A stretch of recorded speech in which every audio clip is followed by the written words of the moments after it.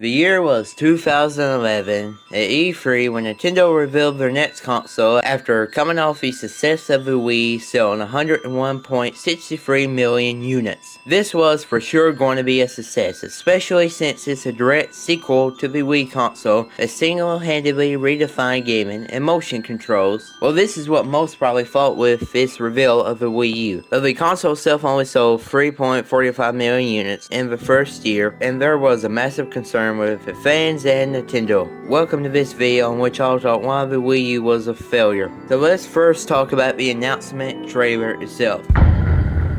To start off, the way it was revealed was kinda confusing. First off, the console itself looked just like a Wii in the trailer, except for it was on its side instead of standing up. And also, don't forget the Wii Wiimote being in the shot as well.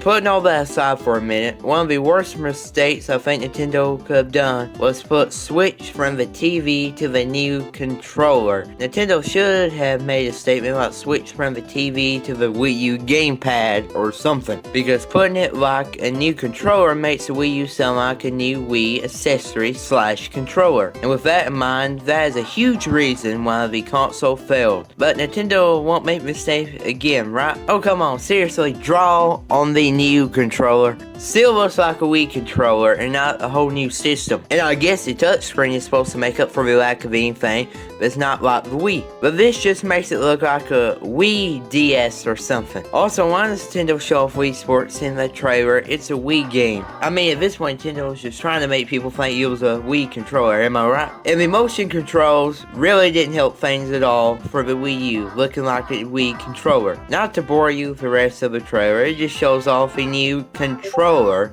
also known as the Wii U gamepad. So without a doubt, the reveal trailer was kind of confusing for people that didn't know much about consoles, and also can be a little all over the place as well. So after what seemed to be a failed reveal, the console itself launched over a year later on November 18th, 2012, which main launch titles I would say was Nintendo Land, as it was bundled with the console for free. So Nintendo Land was this game that Nintendo wanted everyone to try out. Now I will say this game is fun, believe it or not. It has well-made mini games in it using the gamepad's features, but it's not no Wii Sports unfortunately. But really to consider it, there are only a few games that could have been on top of Wii Sports as a launch title. But that's not what this is about, so let's move on. So the console did not get good marketing for the pre-order or launch or throughout its life if you really come to think about it. This made a huge impact on the Wii U, becoming a failure for Nintendo. The console sold over 400,000 units at launch. You would think it's a success, right? Well, when you compare it to the Xbox One launch, which sold over 2 million in the first 18 days, or the PS4 launch, which sold 1 million at launch, the Wii U was definitely a failure. Now for the hardware specs of the system are as follows. For the GPU, it was AMD Radeon based high definition GPU with 400 shaders and clock speed of 550 MHz, and for the RAM it was 2 gigabytes of DDR3 RAM, and for the storage it was either 8 gigabytes or 32 depending on which one you got. Now if you compare this to the PS4 for example, which for RAM it had 8 gigabytes of GDDR5 RAM, 500 gigabytes of storage, USB 3.0 ports, and a GPU AMD Radeon based 1.84 T-flop. So just by comparing them to console specs, which one would you choose to buy in back in 2014 or so? Most likely you would pick a PS4, considering that not only would it play games and have better quality, but also play DVDs and Blu-rays, so it was by far the better choice. Now if you compare the Wii U with the PS3 specs, the PS3 still comes out as the winner. Not by all specs of the console though, but most of them that is. So without the doubt, Wii U was definitely the most underpowered console at that time.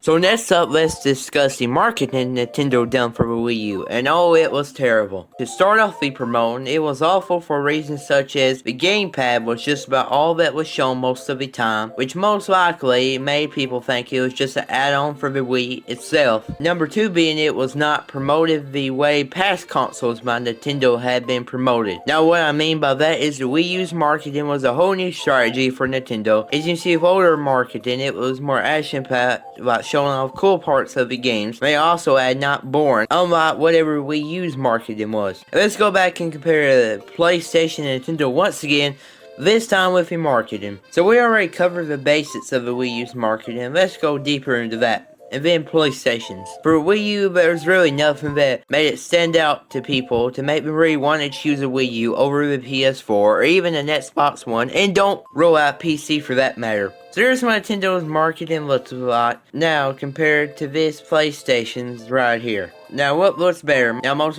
would say it's the PlayStation, because unlike the Wii U, the PS4 gave you a reason to buy it, and that reason was not just to have the latest console. Them being as follows: the PS4 was a powerful console for its time, in which if you play more graphic demanding games, it would look better on the PS4, even if it was on the Wii U, but most of them didn't even get a Wii U port because it was too hard to optimize for the Wii U. Now if you wanted to play Sony exclusives, you had to also get the PS4. The same for Nintendo. If you wanted to play the Nintendo exclusive, you had to buy the Wii U, which is really the only reason to justify to buy a Wii U over the PS4 at that time. But besides that, any other console had better reasons to buy over the Wii U.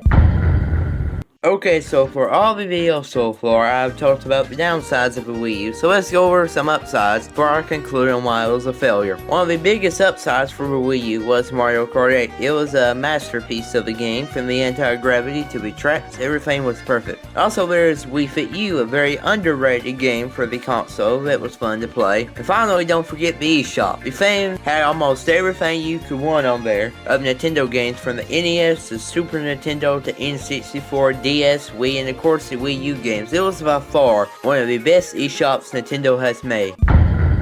So in conclusion, the Wii U may have been a good console overall, but it was fun overall. I think that's what makes the console good in my personal opinion. But without a doubt, the console was a fail. Not because of the games, the console had great games, but because of the marketing, or the name of the console. It very well might have outsold the Wii. But hey, at least Nintendo improved the marketing for the Switch, am I right?